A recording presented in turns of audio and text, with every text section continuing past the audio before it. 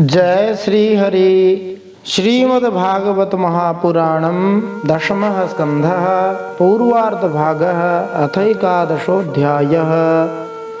अब हम श्रीमद्भागवत महापुराण के दशम स्कंद के पूर्वार्ध भाग में 11वां अध्याय सुनते हैं, जिसमें हम भगवान श्री कृष्ण का गोकुल से वृंदावन जाना तथा वत्सासुर और बकासुर का उद्धार, इस प्रसंग का श्रवण करेंगे। आज के वीडियो में हम इस 11वें अध्याय का दूसरा भाग सुनेंगे। श्री गणेशाय नमः, श्री सरस्वत्यै नमः, श्री गुरवे नमः, श्री पुराण पुरुषोत्तमाय नमः, श्री वृंदावनेश्वराय नमः। पिछले वीडियो में दशम स्कंद के पूर्वार्ध भाग के इसी 11वें अध्याय के पहले भाग को सुनते हुए हमने जाना, जब भगवान दामोदर ने बहुत पुराने 2 अर्जुन के पेड़ों को ऊंखल के माध्यम से गिरा दिया, उनके गिरने से जो भयंकर शब्द हुआ उसे नंद बाबा आदि गोपों ने भी सुना। उनके मन में यह शंका हो गई कि कहीं बिजली तो नहीं गिरी है। सब के सब भयभीत होकर उन वृक्षों के पास आ गए। वहां पहुंचने पर उन्होंने देखा कि दोनों अर्जुन के वृक्ष गिरे हुए हैं।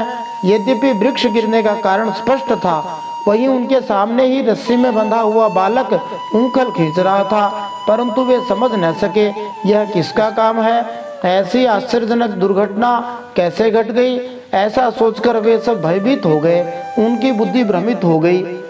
हम देख सकते हैं कि वहां जब कुछ बालक खेल रहे थे, जिन्होंने कहा कि ये तो कन्हैया का ही काम है। जब ये दोनों वृक्षों के बीच में से निकल रहा था, ऊंखल तिरछा हो गया और जब इन्होंने खींचा, दोनों पेड़ गिर गए। हमने तो उन पेड़ों में से निकलते हुए 2 दिव्य सिद्ध पुरुष भी देखे हैं, परंतु गोपों ने उन बालकों की बात मानी नहीं। वे कहने लगे, एक नन्हा सा बच्चा इतने बड़े पेड़ों को उखाड़ डाले, ये कभी संभव नहीं है। यह जो पेड़ था, समझो कि नंद बाबा के आंगन में हजारों वर्षों से था। तो उन लोगों ने सोचा कि देखो, इस पेड़ को हम वर्षों से देखते आ रहे हैं, पीढ़ियों से देखते आ रहे हैं, इतना बड़ा पेड़ ये छोटा सा नन्हा सा बच्चा गिरा दे, ये संभव नहीं है। तो हम देख सकते हैं भगवान की लीला को समझ पाना बड़ा ही कठिन है। वे कब क्या कैसे करना चाहते हैं, इस बात को कोई नहीं जान सकता। फिर नंद बाबा अपने लल्ला के पास गए और हंसते हुए उनकी रस्सी की गांठ खोल दी। नंद बाबा इसलिए हंस रहे थे कि कन्हैया कहीं यह सोचकर डर न जाए कि जब माताजी ने बांध दिया तो पिताजी भी पीटने न लग जाएं। सामान्यतया ऐसा होता है कि जब माताजी डांट देती है, पीट देती है, तो पिताजी भी डांट देते हैं। परंतु आजकल के बच्चों के मनोविज्ञान की दृष्टि से, बाल मनोविज्ञान को ध्यान में रखते हुए नंद बाबा से हमें यह सीख लेनी चाहिए कि बच्चों को बहुत ज्यादा डांटना नहीं चाहिए। यदि माताजी डांटती है तो पिताजी बच्चे को प्यार से संभाले, और यदि पिताजी डांटते हैं तो माताजी प्यार से संभाले, अथवा इनमें से कोई पीटे तो दूसरा बचाने वाला भी होना चाहिए। नहीं तो आजकल के बच्चे बहुत ज्यादा असहनशील हो गए हैं और वे घर तक छोड़ने को तैयार हो जाते हैं। ऐसी स्थिति में नंद बाबा के द्वारा हमें यह बाल मनोविज्ञान सिखाया जा रहा है, एक मारे दूसरा पुचकारे। माता पिता अपने बच्चों को उसी विधि से रखे जिस विधि से कबीरदास जी ने अपने शिष्य को पालने के लिए कहा, सुधारने के लिए कहा। जहाँ कबीर जी ने कहा, गुरु कुम्हार शिष कुंभ है, घड़ी घड़ी काढ़ खोट, अंतर हाथ संवारिये, बाहर मारे चोट। जैसे कुम्हार होता है, अपने घड़े को अंदर से हाथ रखता है, ऊपर से पीटता है, ऐसे ही माता पिता में से एक को अंदर से हाथ रख के उसको सहारा देना चाहिए, दूसरा भले ही थोड़ा बहुत पीट दे, डांट दे।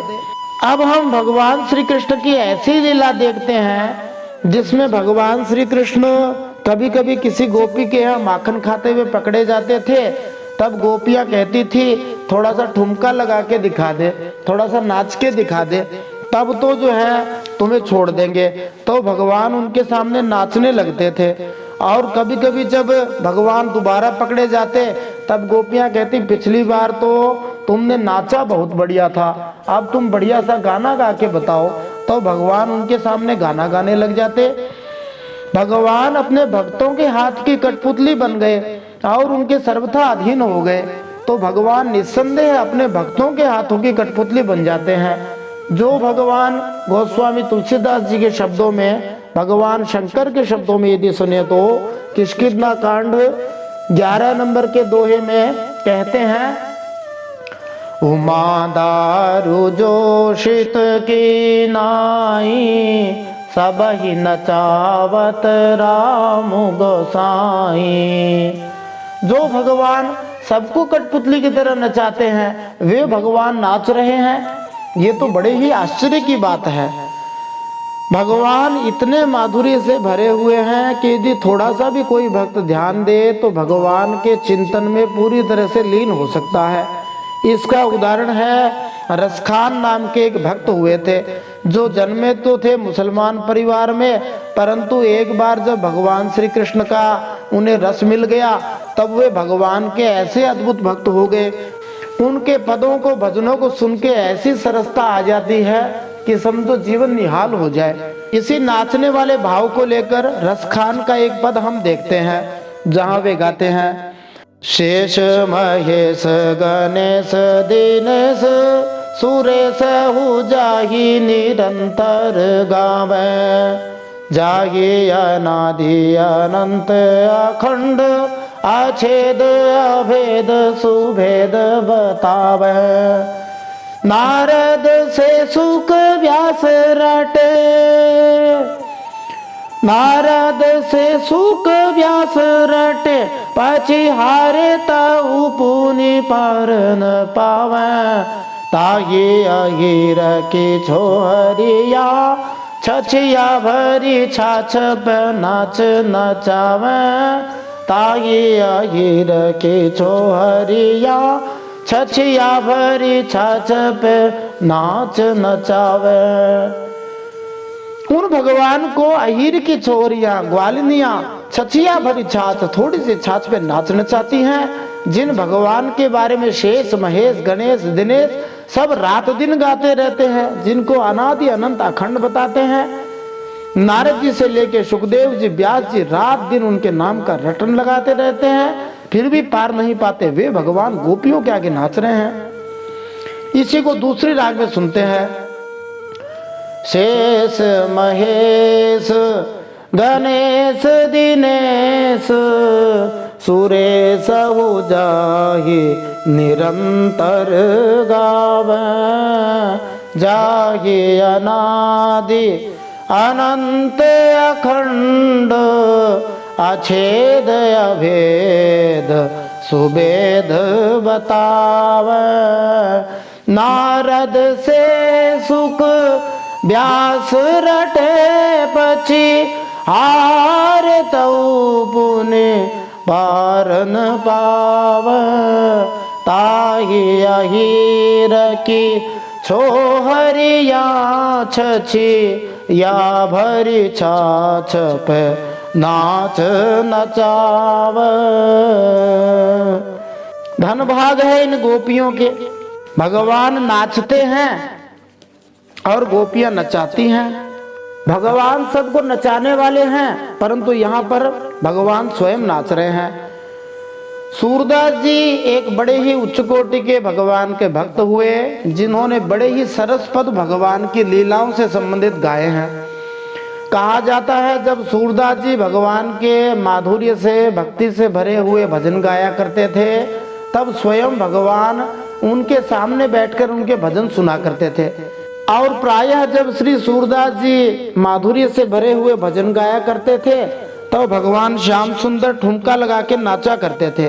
एक दिन भगवान श्री कृष्ण के मन में आई कि आज तो सूरदास जी आप नाचिए, मैं गाता हूँ। कहा जाता है कि सूरदास जी के कुछ पद स्वयं भगवान श्री कृष्ण ने रचे थे। तो एक दिन भगवान ने कहा आज मैं भजन गाता हूँ, सूरदास जी आप नाचिए। तब सूरदास जी ने भगवान से भजन गा करके ही बात करते हुए कहा, क्या कहा, बड़ा अच्छा भजन है राग दरबारी में, नाच्यो बहुत गोपाल अब मैं नाचो बहुत गोपाल हो, नाचो बहुत गोपाल अब मैं, नाचो बहुत गोपाल। काम क्रोध को पगिरी चोलना, काम क्रोध को पगिरी चोलना, कंठ विषय की माल अब मैं, नाचो बहुत गोपाल अब मैं, नाचो बहुत गोपाल। नाचो बहुत गोपाल अब मैं, नाचो बहुत गोपाल। तो सूरदास जी ने कहा, हे प्रभु, मेरे को तो नाचते नाचते 84 लाख जून बीत गई, बहुत नाच लिया। काम क्रोध का चोला पहनकर, कंठ में विषय की माला पहनकर बहुत नाचा प्रभु, अब मैं नहीं नाच सकता, अब आप ही नाचिए, मैं तो भजन गाऊंगा, आप ही नाचिए। धन्य है भगवान और भगवान के भक्त। बोलिए भक्त वत्सल भगवान की जय। इस पूरे भजन को कभी हरी इच्छा हुई तो बाद में सुनेंगे, हमने अलग से एक वीडियो में इसको अपलोड किया हुआ है, वहां सुन सकते हैं। भगवान श्री कृष्ण को कभी कभी नंद बाबा, यशोदा जी, गोपियां आदि कहते, लल्ला वो पीढ़ा तो लेकर आना, कभी कहते वो बाट लेकर आना, कभी खड़ाऊ मंगाते, जो मंगाते भगवान सब कुछ लेकर आते। और कभी कभी भगवान कोई भारी चीज को न उठा पाने का नाटक करते थे। और जब वे माता जी आदि कहते, अरे तुमसे यही नहीं उठता, तब पहलवानों की तरह ताल ठोक के कहते, हट हम सब कुछ उठा सकते हैं। वे ही भगवान जिन्होंने 7 वर्ष की अवस्था में छोटी सी उंगली के ऊपर, जो सबसे छोटी अंगुली है कनिष्ठिका अंगुली, चिटली अंगुली बोलते हैं, उसके नाखून पर 7 कोस के पर्वत को 7 दिन तक उठा के रखा था। वे भगवान छोटी मोटी चीजों को उठाने में खेल करते हैं। तो भगवान निस्संदेह अपने भक्तों के छोटे से छोटे सभी कार्य कर सकते हैं और करते भी हैं। बस जिस मात्रा में भगवान पे विश्वास होता है उसी मात्रा पे भगवान कार्य करते हैं। सुखदेव जी एक फल बेचने वाली की कथा सुनाते हैं। एक बार एक फल बेचने वाली महिला आकर कहने लगी, फल ले लो, फल ले लो। ऐसा जब भगवान ने सुना तो भगवान ने सोचा कि मैं तो कहता हूँ कि सबके कर्म और उपासना के फल मैं देता हूँ, ये फल देने वाली कौन आ गई? मनुष्यों के लिए तो मैंने कहा है, भगवत गीता 2 अध्याय 47वां श्लोक, कर्मण्येवाधिकारस्ते मा फलेषु कदाचन, तुम्हारा अधिकार कर्म में ही है, फल में तुम्हारा अधिकार नहीं है। फिर ये कौन आ गई जो सभी को फल बेचने वाली है? भगवान ने सोचा चलो देखते हैं। भगवान अच्युत फल खरीदने के लिए गए। उस समय एक वस्तु के बदले दूसरी वस्तु ली जाती थी, जिसके पास जो वस्तु होती थी उसके बदले में दूसरी वस्तु ले ली जाती थी। भगवान ने थोड़े से अनाज उठा लिए अपनी अंजलि में, छोटी सी अंजलि है, अनाज लेकर चले, सारे अनाज रास्ते में बिखर गए। परंतु वो फल बेचने वाली थी, वो भगवान की भक्त थी। उसने ये नहीं देखा कि ये थोड़े से अनाज लाए, उसने ये देखा कि ये छोटा सा लल्ला है, इसका कैसा ऊंचा भाव है कि ये ऐसे ही फ्री में फल ले जाना नहीं चाहता है। तब वो फल बेचने वाली भी भक्त थी, उसने भगवान के हाथों में जितने फल आ सकते थे भर दिए। भगवान भी किसी की उधारी नहीं रखते हैं। जैसे ही हम भगवान का कोई कार्य करते हैं, भगवान की सेवा करते हैं, भगवान उसको लाख गुना बढ़ा करके देते हैं। बस शर्त एक ही है, भगवान को जो कुछ भी दिया जाए प्रेम से दिया जाए। भगवान प्रेम ही चाहते हैं। भगवान अथवा भगवान के भक्तों की जो भी सेवा करी जाए, यदि प्रेम से की जाए तो भगवान उसको लाखों गुना बढ़ाकर देते हैं। भगवान ने इस फल बेचने वाले के साथ यही किया। भगवान के हाथ से जो 5-10 दाने स्पर्श करके उस फल बेचने वाली की टोकरी में गिरे, वे सब सोने चांदी और रत्नों से भर गए। और वह फल वाली उत्तम कोटि की भक्त थी। उसने जब देखा तो अत्यंत प्रसन्न हो गई कि आज तो मैं निहाल हो गई, एक तो भगवान के दर्शन हो गए और अब मुझे काम नहीं करना पड़ेगा, अब तो बैठ के भजन करूंगी। इस प्रकार प्रेम से यदि कोई वस्तु श्री भगवान को अर्पित की जाए तो भगवान उसे लाखों गुना बढ़ाकर दे सकते हैं। भगवान से एक के बदले लाख गुना पाने की यही विधि है जिसको प्रेम विधि कहा जाता है। एक दिन रोहिणी जी के मन में आया कि यशोदा जी ही रोज कृष्ण बलराम को बुलाकर लाती है, आज मैं बुलाने जाऊंगी। रोहिणी जी पुकारने गई परंतु भगवान आए नहीं। रोहिणी जी तुरंत वापस आ गई और आकर के यशोदा जी से कहा, आप ही बुलाकर लाइए। यशोदा जी बुलाने गई। यशोदा जी के मन में प्रेम भरा हुआ है, इसलिए उन्होंने अपने लल्लाओं को पुकारा। यशोदा जी ने कन्हैया से कहा, अरे तुम खेलते खेलते थक गए हो और तुम बड़े पतले भी हो गए हो भूख से। माताओं को अपने बच्चे वैसे ही पतले ही लगते हैं। तो यशोदा जी ने मानो बच्चे से कहा कि आओ दूध पिला दूं तुम्हें। फिर बलराम जी से भी कहा, आहा तुम्हारा तो नाम ही राम है, राम का अर्थ सबको आनंद देने वाला, आ जाओ तुम्हें भोजन कराते हैं। इस प्रकार हम देखते हैं कि यशोदा जी की दृष्टि में बलराम जी और श्री कृष्ण जी में कोई भेद नहीं है।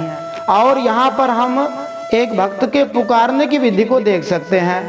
यद्यपि सभी भक्त भगवान के नाम का जप करते हैं, कीर्तन करते हैं, भगवान को बुलाते हैं, बुलाना चाहते हैं, दर्शन करना चाहते हैं, परंतु रोहिणी जी और यशोदा जी में एक अंतर हम देख सकते हैं कि जो रोहिणी जैसे भक्त होते हैं वे थोड़ा सा भगवान का नाम कीर्तन आदि करते हैं, फिर कहते हैं हमारे से तो पार नहीं पड़ेगी, भगवान की प्राप्ति तो बहुत दुर्लभ है, भगवान तो दिखाई ही नहीं देते, उन पे विश्वास कैसे किया जाए। परंतु दूसरे भक्त यशोदा जी की तरह होते हैं जो हार भी नहीं मानते और अपने प्रेम को कम भी नहीं होने देते।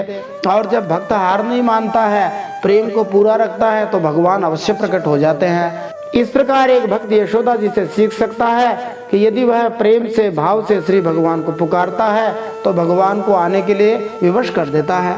फिर यशोदा जी ने अपने लल्ला से कहा, देखो तुम्हारा एक एक अंग धूल से लथपथ हो रहा है, आओ जल्दी से स्नान कर लो। उन्हीं रसखान जी ने इस धूल से भरे हुए कन्हैया का भी एक भावपूर्ण चित्रण किया है। धूरी भरे अति शोभित श्याम जो तैसी बनी सिर सुंदर चोटी, खेलत खात फिर अंगना पग पैजनि बाजती पीरी कछोटी, वाछवि को रस खान विलोकत वारत काम कला निधि कोटि, काग के भाग कहा कहिए हरि, हाथ सोल गयो माखन रोटी। बड़े गंभीर भाव हैं, इसलिए हम ज्यादा विस्तार नहीं कर सकते, परंतु भगवान की लीला बड़ी ही प्यारी है। यशोदा जी ने भगवान से कहा, आइए तुम्हारा जन्म नक्षत्र है, पवित्र होकर ब्राह्मणों को गोदान करो। यहाँ हम भगवान श्री कृष्ण से सीख सकते हैं कि उन्हें जब जन्मदिन आता था तब वे यज्ञ दान और तप करने के लिए कहा करते हैं। जब किसी का जन्मदिन हो तब निस्संदेह हम केक काट सकते हैं, जो कि वैसे तो वेस्टर्न कल्चर का पूरा प्रभाव है, परंतु उसके साथ साथ अपने बच्चों से थोड़ा बहुत यज्ञ भी करवा सकते हैं। और कुछ यज्ञ नहीं कर सकते पंडित जी को बुलाकर, तो श्री भगवान के नाम का संकीर्तन यज्ञ ही कर सकते हैं। अपने बच्चों के हाथ से थोड़ा बहुत दान भी करवाना चाहिए, जिससे उनमें देने की प्रवृत्ति बनी रहे, और बच्चों को थोड़ा बहुत भगवान का भजन करवाना चाहिए, जिससे वे थोड़ा बहुत तपस्या कर सके। फिर यशोदा जी जब कई प्रकार से उनको कहती कि घर चलो, वे मान नहीं रहे थे, तब उन्होंने बाल मनोविज्ञान का आश्रय लिया। उन्होंने कहा, देखो ये जो दूसरे बच्चे हैं ये तो सब नहा धो के तैयार हो गए, इनकी माता ने इनको बढ़िया बढ़िया गहने पहना के तैयार कर दिया है, अब तुम भी नहा धोकर खा पी कर बढ़िया कपड़े पहनकर फिर खेलना। तो यहाँ पर हम देख सकते हैं कि बच्चे सुनते नहीं हैं, देखते हैं। दूसरे बच्चों को देखकर बच्चे सीखते हैं, और बच्चे अपने घर में अपने माता पिता को, बड़ों को देखकर सीखते हैं। आजकल के माता पिता सदा मोबाइल में व्यस्त रहते हैं, तो बच्चे भी मोबाइल चलाने में ही अपनी रुचि रखते हैं। इसके स्थान पर यदि माता पिता भी पढ़ने का कार्य करेंगे, कुछ न कुछ अच्छी चीज़ें पढ़ते रहेंगे, तो बच्चे भी अच्छी चीज़ें पढ़ते रहेंगे। यदि माता पिता फिल्म में हर कुछ देखते रहेंगे, सिनेमा, तो बच्चे भी वही सब मारधाड़ वाले चीज़ सीखेंगे। इसलिए बच्चों में अच्छे संस्कार डालने के लिए माता पिता को अच्छी चीज़ें देखनी चाहिए, क्योंकि बच्चे सुनते नहीं हैं, देखते हैं। एक उदाहरण दिया जाता है, जैसे हम भागवत जी तैयार कर रहे हैं, प्रतिदिन जब हम प्रश्न बनाते हैं, इसकी रिकॉर्डिंग करते हैं, इसके अलावा इसमें हाईलाइट की करते हैं चीज़ों को, तो बच्चे भी देखते हैं और बच्चे आकर कहते हैं कि हम भी भागवत बनाएंगे, हम भी भागवत पढ़ेंगे, भागवत करेंगे। इस प्रकार से वे पढ़ने की रुचि दिखाते हैं और कुछ कुछ पुस्तकों में वे हाईलाइट से कुछ महत्वपूर्ण चीज़ें वो अपने हिसाब से करते हैं। ऐसे ही एक और उदाहरण दिया जाता है। एक महिला थी जो ट्रेन में यात्रा कर रही थी और उनके बच्चे पुस्तक पढ़ रहे थे। तो किसी ने पूछा कि सारे दूसरे बच्चे तो मोबाइल में गेम खेल रहे हैं, तुम्हारे बच्चे कैसे पढ़ रहे हैं? तो माताजी ने कहा कि बच्चे आजकल सुनते नहीं हैं, देखते हैं। मैं भी घर में पुस्तक पढ़ती हूँ, इसलिए मेरे बच्चे भी पुस्तक पढ़ रहे हैं। इस प्रकार हमारे बच्चों को अच्छा संस्कार हम ही दे सकते हैं। नंद बाबा आदि गोपों ने विचार किया कि गोकुल में तो बड़े उत्पात हो रहे हैं, यहाँ से चलना चाहिए। तब उपनंद जी ने पहले तो भगवान की कुछ लीलाओं का स्मरण किया। हम यही देख सकते हैं कि एक भक्त भगवान की लीला गा गा करके ही संसार सागर से पार हो सकता है। इसलिए गोप ग्वाल आदि अथवा उपनंद जी कोई भी हो, मौका मिलते ही भगवान की लीला गान करने लगते। उपनंद जी भगवान श्री कृष्ण की पूतना लीला, तृणावर्त उद्धार की लीला, यमलार्जुन उद्धार की लीलाओं का स्मरण करने लगे। और निस्संदेह भगवान की लीला गान करने से हमारे सभी दुखों का नाश हो सकता है। इसलिए श्री भगवान के भक्त बनने का, कल्याण का सरल तरीका ब्रजवासियों से हम सीख सकते हैं कि वे जब भी मौका मिलता है श्री भगवान की कथाएं सुनते रहते हैं। गोस्वामी श्री तुलसीदास जी श्री रामचरितमानस उत्तरकांड के 103 नंबर दोहे में भगवान की लीलाओं को सुनकर संसार सागर से पार होने की पुष्टि करते हैं। वे गाते हैं, कलि जुग सम जुग आन नहीं, जो नर कर विश्वास, गाई राम गुण गण विमल, भवतर बिनहि प्रयास, भवतर बिनहि प्रयास। इस कलयुग में तो भगवान के लीलाओं को गा गा करके ही संसार सागर से बिना प्रयास के ही तर सकते हैं। अब हम श्रीमद् भागवत महापुराण के दशम स्कंद के पूर्वार्ध भाग के 11वें अध्याय के दूसरे भाग को सुनते हुए भगवान श्री कृष्ण ने किस प्रकार वृंदावन में प्रवेश किया था, इस प्रसंग को सुनते हुए इन प्रश्नों के उत्तर प्राप्त कर सकते हैं। वृंदावन धाम कैसा है? श्री वृंदावन धाम की महिमा कैसी है? भगवान वृंदावन क्यों गए थे? वत्सपाल श्री कृष्ण प्राचीन भारत में व्यावसायिक शिक्षा अथवा जिसको वोकेशनल एजुकेशन कहते हैं, उसका एक बढ़िया उदाहरण है। श्री कृष्ण बलराम से सीखें अपने बच्चों के उत्तम स्वास्थ्य की विधि। अपने बच्चों को मोबाइल से कैसे बचाएं, ये एक महत्वपूर्ण प्रश्न है जो वर्तमान की समस्या है। भगवान श्री कृष्ण ने वृंदावन में सबसे पहले किस असुर को मारा? कौन सा असुर श्री कृष्ण को निगल ही गया था? श्री कृष्ण की बकासुर वध लीला हम जानेंगे। सच्चे भक्तों का कभी बुरा नहीं होता है, कैसे? श्रीमद् भागवत कथा सभी कष्टों से मुक्ति का उपाय है, कैसे? ये भी एक महत्वपूर्ण प्रश्न है। श्री कृष्ण द्वारा श्री राम लीला का अनुकरण, राम और कृष्ण एक ही हैं, कैसे? ये एक महत्वपूर्ण प्रश्न है। आइए इन सब प्रश्नों के उत्तर प्राप्त करते हैं। जय श्री हरि। नारायणं नमस्कृत्य नरं चैव नरोत्तमं, देवीं सरस्वतीं व्यासं ततो जयमुदीरयेत्। भगवान श्री नरनारायण को प्रणाम करते हुए, श्री गणेश जी महाराज, माता सरस्वती, वेदव्यास भगवान को प्रणाम करते हुए, हृदयाराध्य श्री हरिचरणों में प्रणाम करते हुए, भगवत स्वरूप श्रीमद् भागवत को प्रणाम करते हुए, श्री सुखदेव जी और परीक्षित महाराज को प्रणाम करते हुए, अनंत कोटि सब संत महात्माओं वैष्णवों को प्रणाम करते हुए, भगवान श्री वृंदावन बिहारी बांके बिहारी को प्रणाम करते हुए अब हम श्रीमद् भागवत महापुराण के दशम स्कंद के पूर्वार्ध भाग में 11वें अध्याय में दूसरे भाग में भगवान श्री कृष्ण का वृंदावन में प्रवेश और वत्सासुर बकासुर का उद्धार, इस प्रसंग का श्रवण करते हैं। श्लोक संख्या 28 से हम श्रवण करते हैं। अब उस वृंदावन वन की लीला यहाँ से शुरू होती है। उस वृंदावन के बारे में बताया जा रहा है। वनम वृंदावनम नाम पशव्यम नवकाननम गोप गोपी गवां सेव्यम पुण्याद्रितृणविरुधम। नंदेश्वर और महावन नामक दो वन हैं, उनके बीच में वृंदावन नामक एक स्थान है। उसमें छोटे छोटे और भी बहुत से नए नए हरे भरे वन हैं। वहाँ बड़ा ही पवित्र पर्वत, घास और हरी भरी लता वनस्पतियां हैं। हमारे पशुओं के लिए तो वह बहुत ही हितकारी है। गोप गोपी और गायों के लिए वह केवल सुविधा का ही नहीं, सेवन करने योग्य स्थान है। तत्राद्यैवयास्यामः शकटां युङ्क्तमाचिरं गोधनान्यग्रतो यान्तु भवतां यदि रोचते।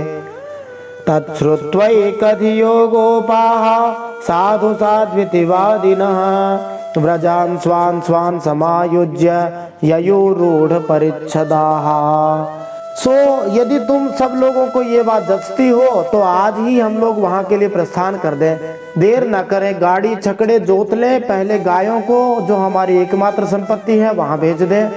उपनंद की बात सुनकर सभी गोपों ने एक स्वर से कहा, बहुत बढ़िया, बहुत बढ़िया, हम आपकी बात का समर्थन करते हैं। इस विषय में किसी का मतभेद भी न था। सब लोगों ने अपनी झुंड की झुंड गायें इकट्ठी कर ली। छकड़ों पर घर की सब सामग्री लादकर वृंदावन धाम की यात्रा करी। बोलिए वृंदावन धाम की जय।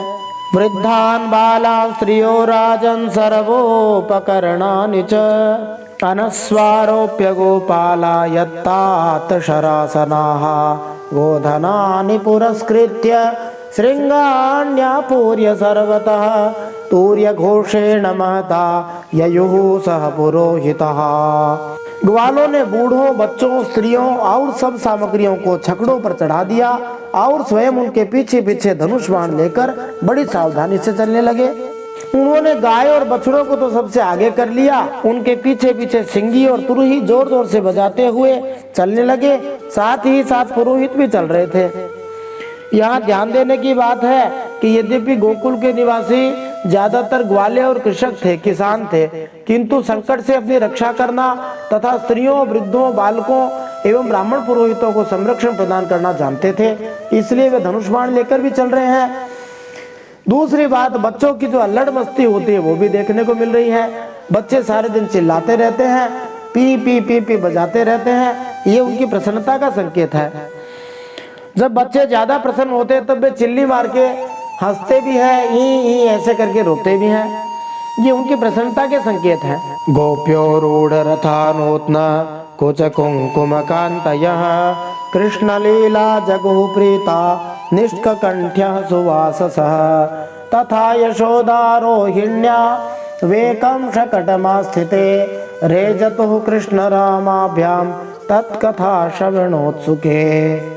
गोपियां अपने अपने वक्षस्थल पर नई केसर लगाकर, सुंदर सुंदर वस्त्र पहनकर, गले में सोने के हार पहनकर रथों पर सवार थी।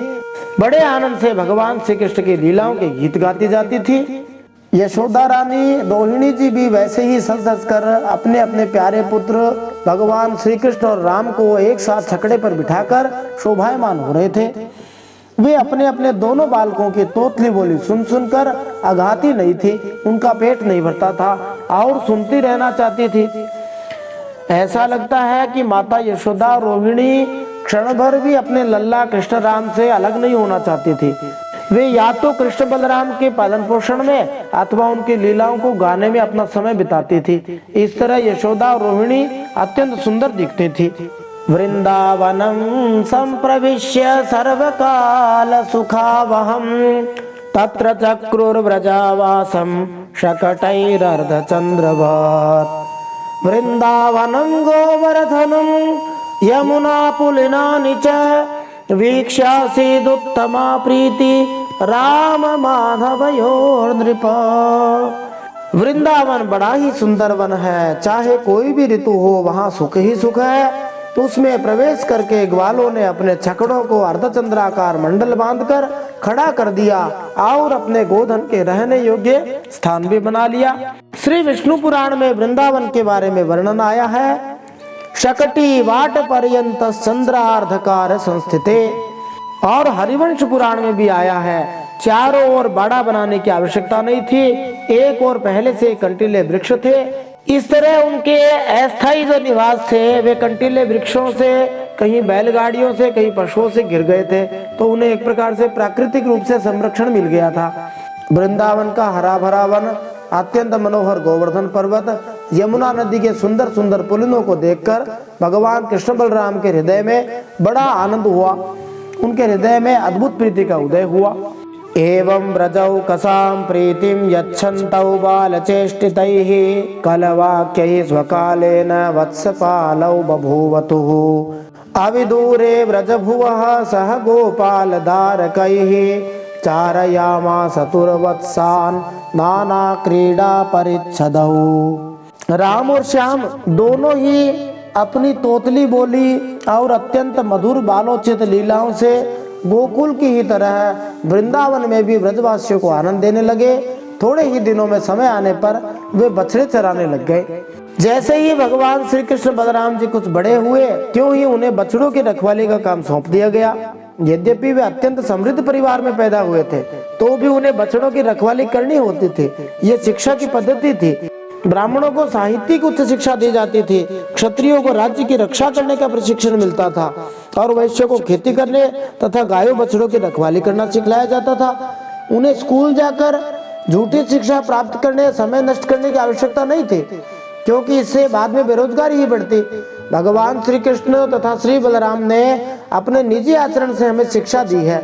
भगवान श्री कृष्ण गायों की रखवाली करते और अपनी बांसुरी बजाते, और श्री बलराम जी अपने हाथ में हल लेकर कृषि कार्यों की देखरेख करते। यहाँ पर शिक्षा का विरोध नहीं किया गया है। वर्तमान में बहुत सारे देशों में वोकेशनल स्टडीज चलाई जा रही हैं, जिसमें थोड़ा सा पढ़ लिख कर जितना पढ़ा जाए उतना पढ़ ले, उसके बाद कुछ काम धंधे की सोचे तो बढ़िया रहे। नहीं तो बहुत सारे लोग 40 वर्ष तक पढ़ते ही जाते हैं और नौकरी नहीं लग पाती है। इसलिए इस तरह की पढ़ाई पढ़ने का प्रयास करें कि ढंग से हम सफल हो जाएं। दूसरे ग्वाल बालों के साथ खेलने के लिए बहुत सी सामग्री लेकर वे घर से निकल पड़ते और गोष्ठ मणि गायों के रहने के स्थान के पास ही अपने बछड़ों को चराया करते थे। क्वचिद वादयतो वेणुं क्षेपणैः क्षिपतः क्वचित् पादैः किङ्कणीभिः क्वचित् कृत्रिम गोवृषैः वृषायमाणौ नरदन्तौ युयुधाते परस्परम् अनुकृत्य ऋतैर्जन्तुश्चेरतुः प्राकृतौ यथा। श्याम राम कहीं बांसुरी बजा रहे हैं, कहीं गुलेल या ढेलवां से ढेले या गोलियां फेंक रहे हैं, किसी समय अपने पैरों के घुंघरू पर तान छेड़ रहे हैं, तो कहीं बनावटी गाय और बैल बनकर खेल रहे हैं। एक और देखिए तो सांड बन बनकर हकड़ते हुए आपस में लड़ रहे हैं। सांड जैसे डा डा ऐसे करता है, वैसे एक दूसरे से लड़ रहे हैं। दूसरी ओर मोर, कोयल, बंदर आदि पशु पक्षियों की बोलियां निकाल रहे हैं। इस प्रकार सर्वशक्तिमान भगवान साधारण बालकों के समान खेल खेलते रहे। वृंदावन का जंगल कोयल, बत्तख, हंस, मोर, सारस, बंदर, बैल, गायों से हरा भरा था। भगवान श्री कृष्ण और राम जी इन पशुओं की बोली की नकल उतारते तथा खेल का आनंद लेते। किस प्रकार प्राचीन समय के बच्चे मोबाइल जैसी बीमारियों से बचे थे और इस प्रकार के प्राकृतिक खेल खेलकर स्वस्थ रहते थे। फिर वत्सासुर वध करने की लीला सुखदेव जी वर्णित करते हैं। कदाचिद यमुना तीरे वत्सा चारयतुः स्वकैः वयस्यै कृष्ण बलयोर्जिघांसुर दैत्यागमात् तम वत्सरूपिणं वीक्ष्य वत्सयूथ गतं हरिः दर्शयन् बलदेवाय शनैर्मुग्ध इवा सदात्। एक दिन की बात है, श्याम और बलराम अपने प्रेमी सखा ग्वाल बालों के साथ यमुना तट पर बछड़े चरा रहे थे। उसी समय उन्हें मारने की नियत से एक दैत्य आ गया। भगवान ने देख लिया कि वह बनावटी बछड़े का रूप धारण करके बछड़ों के झुंड में मिल गया है। वे आंखों के इशारे से बलराम जी को दिखाते हुए धीरे धीरे उसके पास पहुंच गए।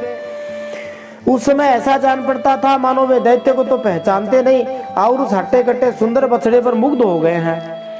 मुग्ध एवं शब्दों का आशय यही है कि यद्यपि भगवान श्री कृष्ण सब कुछ जानते हैं, किंतु यहाँ वे ऐसा बन रहे थे जैसे वे जानते ही नहीं कि असुर बछड़ों के बीच में क्यों घुस आया है। इसलिए बलदेव जी को संकेत से ही बता दिया।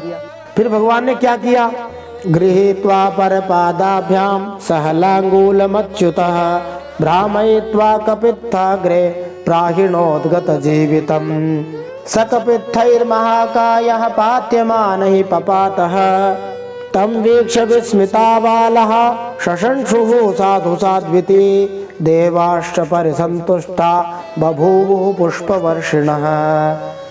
भगवान श्री कृष्ण ने पूंछ के साथ उसके दोनों पिछले पैर पकड़कर आकाश में घुमाया और मर जाने पर कैद के वृक्ष पर पटक दिया।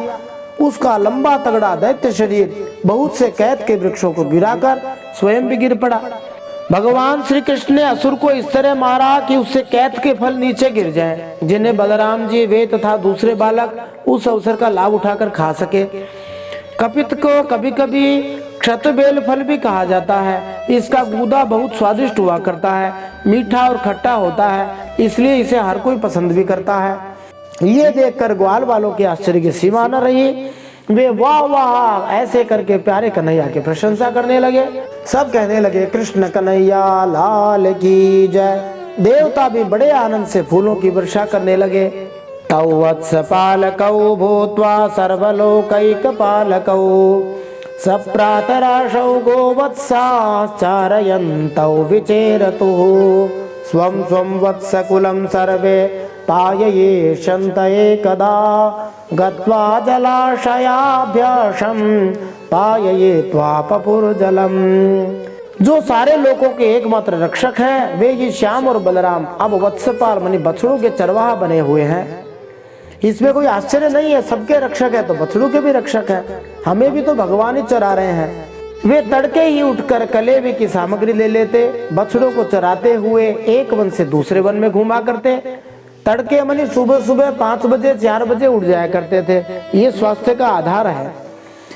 एक दिन की बात है, सब ग्वाल बाल अपने झुंड के झुंड बछड़ों को पानी पिलाने के लिए जलाशय के तट पर ले गए। उन्होंने पहले बछड़ों को जल पिलाया, फिर स्वयं भी पी लिया। ते तत्र ददृशुर्बाला महासत्त्वमवस्थितं तत्र सूर्वज्र निर्भिन्नं गिरेः सिंहमिवच्युतं स वै बको नाम महानसुरो बकरूपधृक् आगत्य सहसा कृष्णं तीक्ष्णतुण्डोग्रसद्बली कृष्णं महाबकग्रस्तं दृष्ट्वा रामादयोर्बकाः बभूवुरिन्द्रियाणि व विना प्राणं विचेतसः। ग्वाल बालों ने देखा वहां एक बहुत बड़ा जीव बैठा हुआ है। ऐसा लगता था मानो इंद्र के वज्र से कटकर कोई पहाड़ का टुकड़ा गिर गया हो, इतना बड़ा दैत्य था।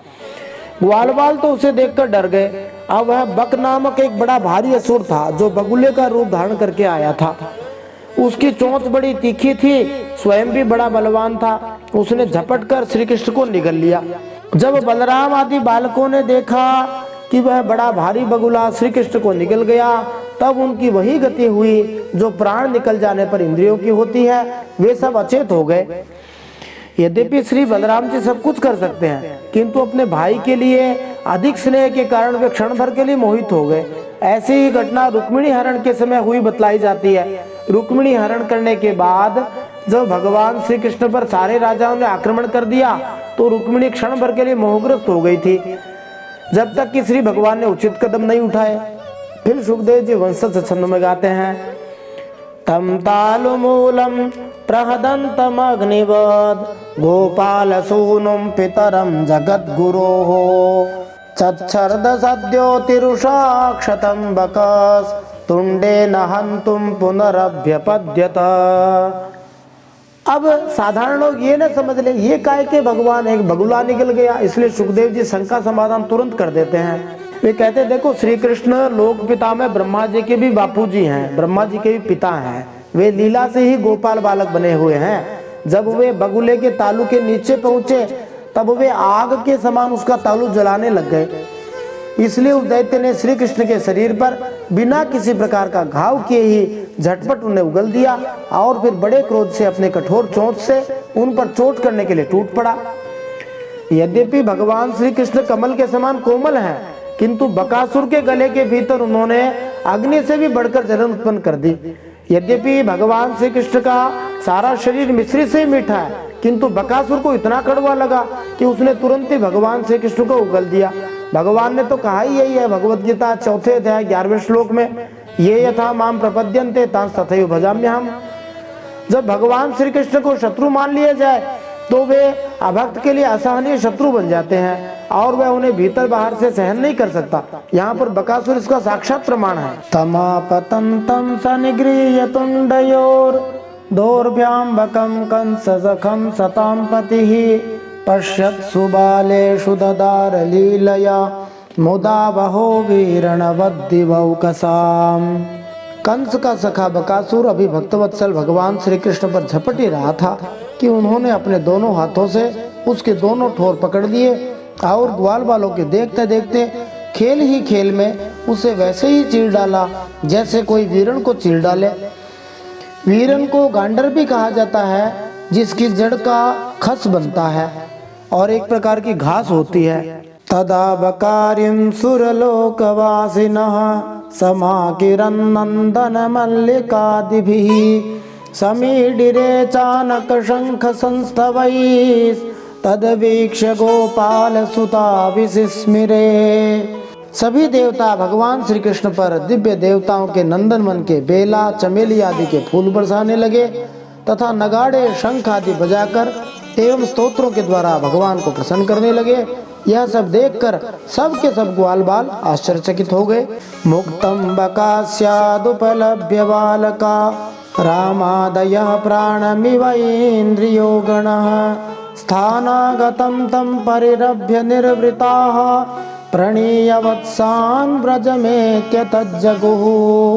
जब बलराम आदि बालकों ने देखा कि श्री कृष्ण बगुले के मुंह से निकलकर हमारे पास आ गए हैं, तब उन्हें ऐसा आनंद हुआ मानो प्राणों के संचार से इंद्रियां सचेत और आनंदित हो गई हों।